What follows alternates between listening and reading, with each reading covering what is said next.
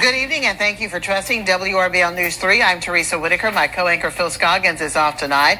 Today, the suspect in a shooting and stabbing case which left a woman injured at Sugar Mill Apartments made his first court appearance. 50-year-old Philetto Daniel appeared before Recorder's Court Judge David Ranieri. Daniel is charged with aggravated assault and other crimes. Police were called to a unit at Sugar Mill Apartments off Schaumburg Road on the afternoon of January 17th, where they found Laticia Walton stabbed 37 times and shot twice, once in the face and once in the shoulder. Outside, they found Daniel, Walton's on and off partner of 6 years, covered in antifreeze and with zip ties around his neck, which police say he placed on himself. Police also found Daniel had purchased a chef's knife and antifreeze hours before the incident. Walton is receiving care at Piedmont Columbus Regional. Although she was not well enough to appear in court, her sister spoke for her. It's truly been a nightmare from the moment that I received a call from my nephew, screaming, saying that my sister had been stabbed and shot. I truly did not know if my sister was alive or not. Tisha's children are suffering horribly. Her mother, father, her brothers, sisters, aunts, cousins, everybody in the family is suffering due to this senseless act. Most importantly, Tisha is clearly suffering the most. The case was bound over to Superior Court. Recorder's Court Judge David Ranieri ruled Daniel a serious threat. Daniel will be held without bond. Hello everyone. This is my very first time coming on to TikTok since my incident.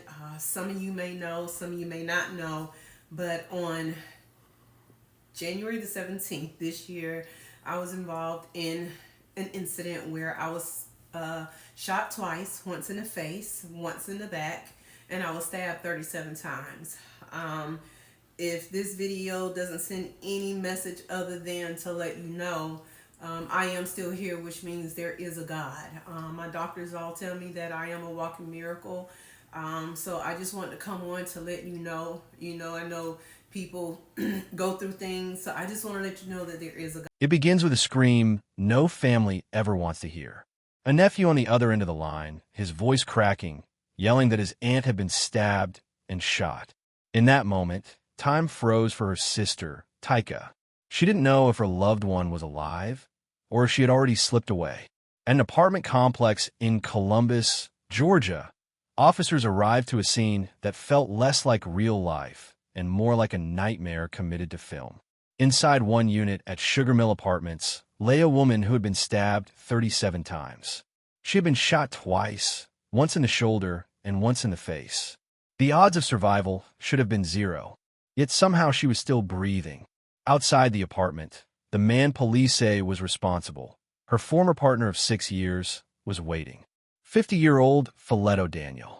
His clothes stained with blood, his body doused in antifreeze, a plastic zip tie cinched tightly around his own neck. Investigators would later reveal those injuries were self-inflicted. He wasn't a victim. He was the predator who had turned his violence inward when his plan began to collapse. But this wasn't a crime of sudden passion. Detectives quickly pieced together purchases made just hours before the attack. A chef's knife, bottles of antifreeze, industrial zip ties, and the gun he carried into that apartment. A .22 caliber revolver was traced back to Texas, reported stolen years before. This wasn't chaos. It was calculation. As paramedics rushed to save the victim, family members begged for answers. Her sister, choking back tears, called a nightmare, saying, "It truly feels like a horror movie." And yet, through all the brutality, one fact stood out above everything else. The woman who was supposed to die that day refused to. This is the story of survival against impossible odds. The story of a woman who endured 37 stab wounds, 2 bullets, and still found a way to breathe. The story of a man who waited at her apartment to kill her, but couldn't. Why did he do it? How did she survive? And what does this case tell us about the hidden dangers of love, betrayal, and obsession?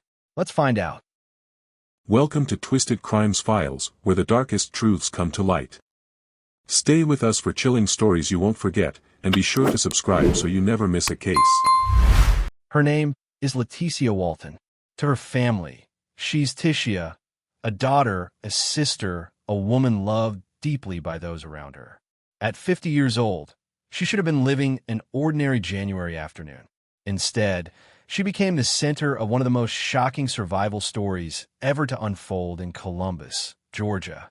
On January 17th, 2025, just after 2 p.m., officers were dispatched to Sugar Mill Apartments, a modest residential complex tucked away off Schaumburg Road. It's the kind of place where people walk their dogs, children play outside, and neighbors greet one another at the mailbox. But that afternoon, the complex transformed into the backdrop of a violent scene that would rattle the entire community. When police forced entry into one of the units, they discovered a woman who had been brutally attacked inside her own home. She had been left with dozens of stab wounds and gunshot injuries that should have been fatal. Yet she clung to life. The man they arrested outside that same building wasn't a stranger. He was Philetto Daniel, a 50-year-old Columbus resident, and her former partner of 6 years. According to investigators, he wasn't just present at the scene. He was the one who orchestrated it. This wasn't Columbus' first violent incident of the year. The city has long struggled with rising violent crime, and in 2024, residents had already voiced concerns about domestic violence escalating behind closed doors. But this case cut deeper. It wasn't just about another statistic. It was about betrayal, trust, and the thin line between love and violence. The question from the very beginning was simple, yet haunting. Why would a man who shared 6 years of his life with Laticia decide that her death was the only way forward? Before the flashing lights, before the courtroom statements, before her name was linked to survival headlines, Laticia Walton was simply Ticia. She was born and raised in Georgia, the oldest daughter in a family that leaned on her strength. From a young age, she carried the quiet responsibility of being the one others could trust. Her siblings remember her as the dependable one, the sister who never turned her back when things got hard. If a family bill came due, if someone needed a ride, if the house needed to be held together, it was Ticia who stepped in without complaint. Friends describe her as steady but selfless, the kind of woman who would sacrifice her own comfort if it meant protecting someone else. She wasn't the loudest in the room, but she had a presence, a calm, centered energy that made others feel safe around her. As an adult, she built her life carefully. She was an aunt who showed up to birthday parties, a sister who answered the phone no matter the hour, and a woman who loved hard, sometimes too hard. She carried a loyalty that didn't fade easily, even when relationships became complicated. Her sister, Tyka Ferguson, says that family always came first for Ticia. To her, Laticia wasn't just a relative. She was the anchor, the one who checked in when others drifted away, the one who refused to let silence mean distance. To the outside world, her life may have looked ordinary. A middle-aged woman living in a Columbus apartment complex, navigating the highs and lows of love and work like anyone else. But to those closest to her, she was more than ordinary. She was irreplaceable, and that is what makes the violence she endured so haunting. Because when you understand the woman she was, her sacrifices, her loyalty, her quiet strength, the question becomes even harder to accept. How could someone who once claimed to love her want to destroy her? Laticia Walton's story isn't defined by the violence she endured. To know her fully, you have to step back into the ordinary days, the ones filled with routines, laughter, and the small details that painted the rhythm of her life. She was the firstborn daughter, and with that position came responsibility she never tried to escape. She learned early that her siblings would look to her as a guide, and she embraced it. To her, family wasn't a word. It was an obligation, one she met with quiet strength. Neighbors recall seeing her leave for work with a sense of purpose, her clothing neat, her head held high. She carried herself with dignity, even when the weight of the world pressed hard against her shoulders. She wasn't someone who asked for pity. She was the kind of woman who would say, "I'll figure it out," even when the odds were against her. Her apartment at Sugar Mill was modest, but it reflected her personality. There were framed photos of nieces and nephews, snapshots of birthdays and family cookouts. On her kitchen counter, Grocery lists were neatly handwritten, a reminder that even in the busyness of life, she kept order. Her fridge was often stocked with what she called Sunday foods. The comfort dishes she grew up with, recipes passed down that made her space smell like home. Laticia had a deep appreciation for connection. She wasn't flashy on social media, but when she posted, it was meaningful. A photo of family gathered at a reunion, a Bible verse that reflected her faith, or a candid smile that told you she found joy in small things. Friends described her as the kind of person who could light up a room not by commanding attention, but simply by being present. Church was also part of her rhythm. It was there she was seen clapping along to the choir, her voice not the loudest but steady, sincere. She believed in prayer, in holding on to hope, in forgiving when others thought it impossible. That faith gave her a kind of endurance that would later matter more than anyone could have imagined. But beyond responsibility and faith, she had her quiet joys. She loved coffee in the mornings, often taken by her living room window, where she watched the start of the day in stillness before the noise of the world began. She enjoyed music that reminded her of her younger years, R&B that carried both rhythm and memory. And she had a habit of calling her sister just to check in, even if there was nothing urgent to say. For Laticia, those calls meant connection. They were her way of reminding people, you're not alone.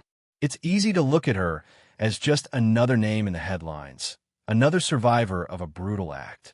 But to her family, to her neighbors, to her community, she was more. She was the person who remembered birthdays, the woman who showed up to help clean up after gatherings, the steady presence who could be counted on when others faltered.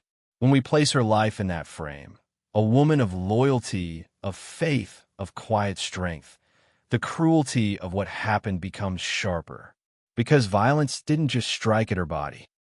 It tried to erase a presence that held her family together.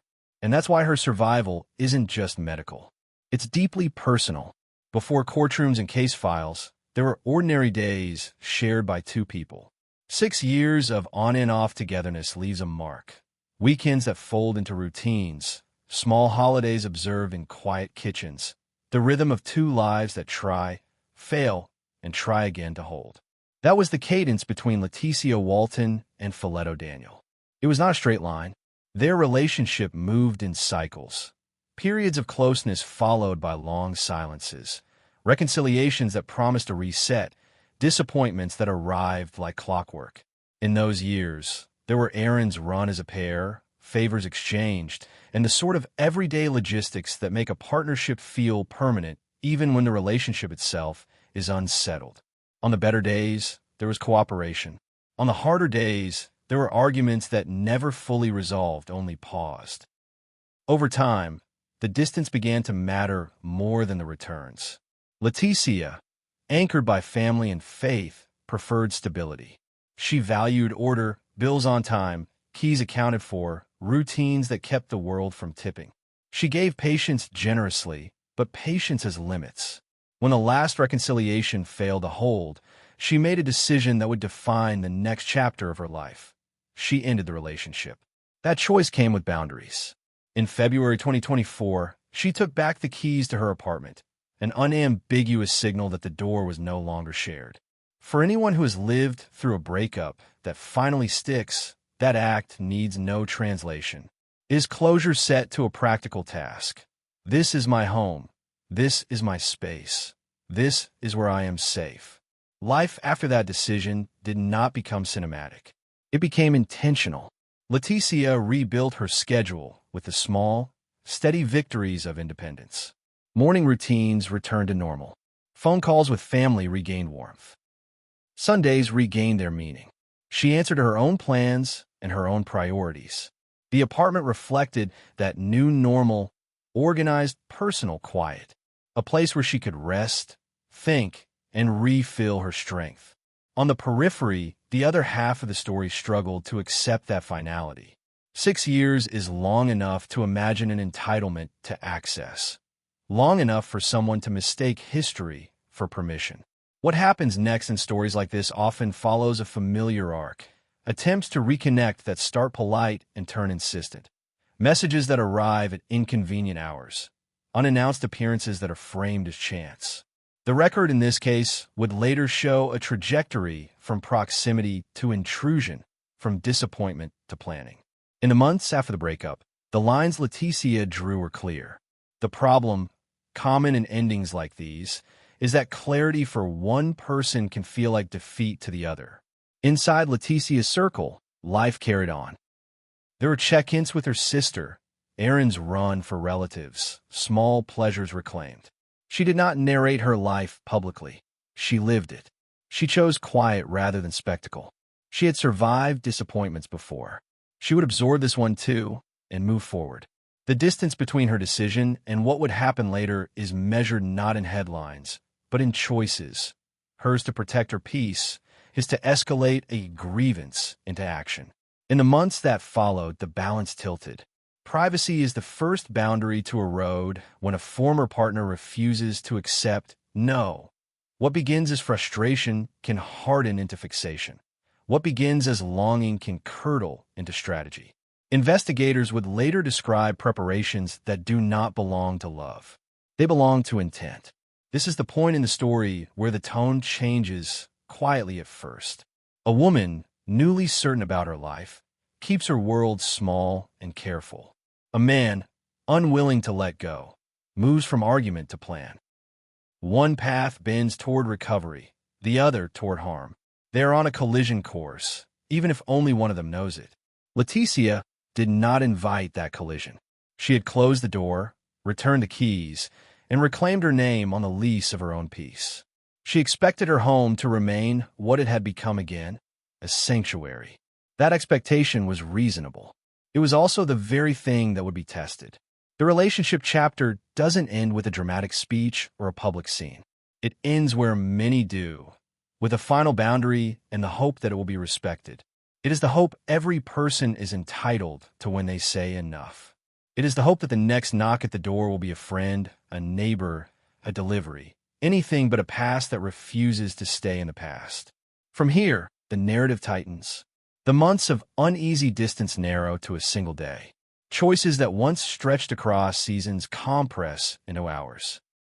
And the safe perimeter of an ordinary apartment becomes the center of a plan that has nothing to do with reconciliation and everything to do with control. Now the clock matters. The date matters. The movements and purchases matter. The final day begins. The date is January 17th, 2025, a Friday afternoon in Columbus, Georgia. For most, it was an ordinary winter day. But for Laticia Walton, it would become the longest fight of her life. The morning began without alarm. To her family, there were no warning calls, no desperate texts. She had ended a difficult relationship nearly a year earlier, and while she knew her former partner still lingered on the edges of her life, she moved through her day as though the past was firmly behind her.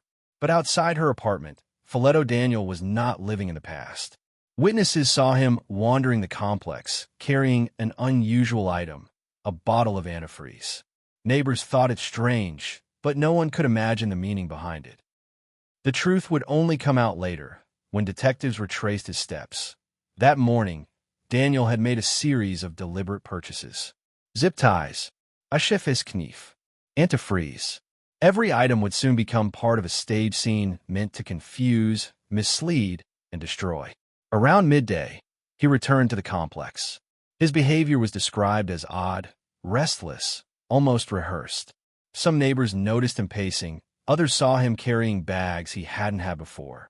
He wasn't waiting for anyone to invite him in. He was waiting for a moment when he could force his way back into the life that had closed its door to him. Inside her apartment, Laticia was unaware of the storm about to break. She went about her routine, the quietness of an afternoon at home, phone nearby, her apartment in order. It was her sanctuary, the one place she believed was safe. But the line between ordinary and unthinkable snapped the moment he decided to act. At 2 p.m., police dispatch received the call. The voice on the line was faint but steady. It was Laticia. She reported that she had been stabbed and shot, but she wasn't done fighting. Even in unimaginable pain, she had the clarity to do what few victims manage. She pretended to be dead, buying herself precious seconds. Then, with blood loss threatening to overtake her, she managed to lock herself inside her unit, keeping her attacker from finishing what he started. When officers arrived minutes later, they forced their way in. What they found was staggering. A woman barely clinging to life, stabbed 37 times, her body marked by 2 gunshots, one in the shoulder, one in the face. And yet, she was conscious enough to hold on until help reached her. Outside, they found Daniel. Blood on his clothes, his skin slick with antifreeze, zip ties fastened around his own neck in a mock display of injury. Detectives would later testify that he had staged the scene, turning the violence inward as though to disguise his role. But the evidence told another story. This was no victim. This was the architect of the assault. The timeline of that day is simple yet chilling. Hours spent planning. Purchases made with intent. A walk across the apartment grounds carrying the tools of harm. A forced confrontation inside a woman's sanctuary. And a desperate 911 call that turned survival into testimony. By the time paramedics rushed Laticia out of Sugar Mill Apartments, the complex had become a crime scene. Neighbors stood stunned as officers taped off the area. The question everyone whispered was the same. How did she survive this? When the call came in just after 2 p.m., dispatchers in Columbus knew the situation was urgent. The voice on the line was faint but deliberate. Laticia Walton had just identified herself as the victim of a stabbing and shooting. The dispatcher's questions were met with words that strained against the pain in her throat, but the meaning was clear. She was fighting for her life. Patrol units raced to Sugar Mill Apartments, sirens breaking through the stillness of the complex. Residents peered out of windows, drawn by the sudden wave of flashing blue lights converging on their street. Within minutes, the quiet residential community had turned into a live crime scene. When officers forced their way into the apartment unit, what they encountered defied expectation. Blood pooled across the floor, streaks marked the walls, signs of a struggle clung to the very air. And there, on the ground, lay Laticia. Her body bore 37 stab wounds and the burns of 2 gunshots. Her shoulder was torn. Her face carried the mark of a bullet that should have ended everything. And yet, she was still alive. Her eyes flickered, her chest rose shallowly, and the sound of breath, fragile but steady, filled the silence. Paramedics moved quickly. Gauze pressed into wounds, IVs inserted under flashing lights. Oxygen delivered as her body tried to give out. Every second was measured, every action urgent. They spoke to her, urging her to hold on, their voices soft but firm, the way medics speak when they know the odds are stacked against them. Outside, a different scene unfolded. Officers discovered Philetto Daniel only steps away from the apartment. At first glance, it looked like he too had been attacked. His clothing was smeared with blood. His body was drenched in antifreeze, the chemicals smell sharp in the air. Around his neck were zip ties pulled tight, creating a grotesque picture of self-inflicted harm. But detectives quickly saw through the illusion. These weren't the injuries of a victim. They were a performance. Daniel had staged the scene, a final act in a story he thought he could control. But unlike his plan, Laticia had survived to tell her side. As paramedics rushed Walton into the back of the ambulance, her sister was on the way to the hospital, unaware of the full scale of what had happened. Neighbors whispered in disbelief. They had seen Daniel earlier, wandering the complex with strange objects, but none could have imagined the horror behind it. The crime scene unit began its work. Photographs captured the brutality. The discarded knife, the empty antifreeze bottle, the revolver that investigators later determined had been stolen years before. Evidence bags filled quickly. Officers documented footprints, blood trails, every fragment that would later be presented in court. For the officers present that day, one detail lingered above the rest: the sheer improbability of survival. To walk into a room and find a woman with that many wounds still conscious, still breathing, it was beyond rare. They knew immediately this case would not be remembered for death, but for defiance. The official statement to the media was cautious, measured. A female victim has been transported to the hospital with serious injuries, a spokesperson said. But inside police headquarters, the story was already clear. A brutal attack had taken place, and the suspect was already in custody. The discovery phase had ended. Now the investigation would begin. A methodical search for motive, planning, and the truth about what drove a man to turn a home into a hunting ground. When a crime shakes a community, the loudest voices aren't always the investigators or the judges. They're the families who carry the weight long after the sirens fade. For Laticia Walton's family, the courtroom became the place where grief had to be spoken out loud. Her sister, Tyka Ferguson, stood before the judge with trembling hands and a steady voice. She was not only speaking for herself, she was speaking for everyone who loved Laticia, for children, for siblings, for nieces and nephews who had been blindsided by the violence. She told the court what it felt like to receive the call from her nephew, screaming that his aunt had been stabbed and shot. The words replayed in her head, she said, like a broken record that would never stop. She described running through every possibility in her mind. Was her sister alive, or was she gone? That terror, she explained, still waked her in the night. Her voice cracked as she described what the family endured. The hospital waiting rooms, the unanswered questions, the endless hours by Laticia's bedside. It's truly been a nightmare, she said. Everybody in the family is suffering due to this senseless act. Most importantly, Laticia is clearly suffering the most. But Tyka did more than mourn. She confronted. She told the court that Daniel was not the only one responsible. She called out his family directly, accusing them of enabling him, of ignoring the red flags, of standing by as he spiraled deeper into obsession. To her, accountability was broader than one man. It was about the silence and excuses that gave him room to escalate. The courtroom was still as she spoke. The judge listened. The defendant sat motionless. And for a moment, all that existed in that space was the weight of a sister's love turned into anger, fear, and demand for justice. For the family, survival wasn't enough. It wasn't enough that Laticia was alive. They wanted recognition of what she had endured, and they wanted assurance that the man who tried to take her life would never have another chance. That's why they begged the court to deny him bond. That's why they insisted he remain behind bars. And the judge agreed. He called Daniel a serious threat, a man whose presence outside of custody endangered not only Laticia, but the entire community. He ordered that he be held without bond, sending a message that safety outweighed everything else. For the family, it was only one step. The case was bound over to Superior Court, meaning the trial and a long fight for justice still lay ahead. But in that moment, in that courtroom, the family had their say. They reclaimed their voice, not as victims, but as survivors standing beside the woman who refused to die. In the weeks after the attack, the apartment complex slowly returned to its daily rhythm. Children once again played outside, neighbors walked their pets, and the sound of traffic replaced the sirens that had shaken the grounds on January 17th. But for the Walton family, and for much of Columbus, life didn't return to normal. The wound in the community was still fresh.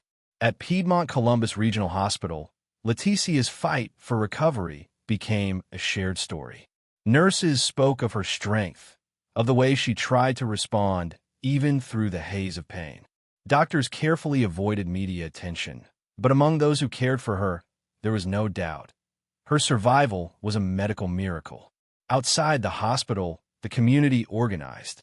A GoFundMe campaign was launched to cover her medical expenses and the long road of rehabilitation she would need. Within days, donations poured in, not just from Georgia, but from strangers across the country who had heard her story. The campaign page was filled with messages of encouragement. Keep fighting, Queen. Praying for your recovery. You are stronger than the one who tried to take you. Neighbors at Sugar Mill Apartments expressed shock in interviews. Some admitted they had seen Daniel wandering with strange items, but they never expected violence of that magnitude. Others said the incident made them fearful in their own homes, reminding them how fragile safety can feel in familiar spaces. The community's sense of security had been fractured, and for many, The reminder was sobering. If it could happen to Laticia, it could happen to anyone. City leaders, too, weighed in. Columbus had been grappling with violent crime, but this case struck a different nerve. It wasn't about gang disputes or robberies. It was intimate partner violence at its most extreme, a reminder that the most dangerous threats are sometimes the ones already inside a person's life. Advocates against domestic abuse used the case to highlight warning signs.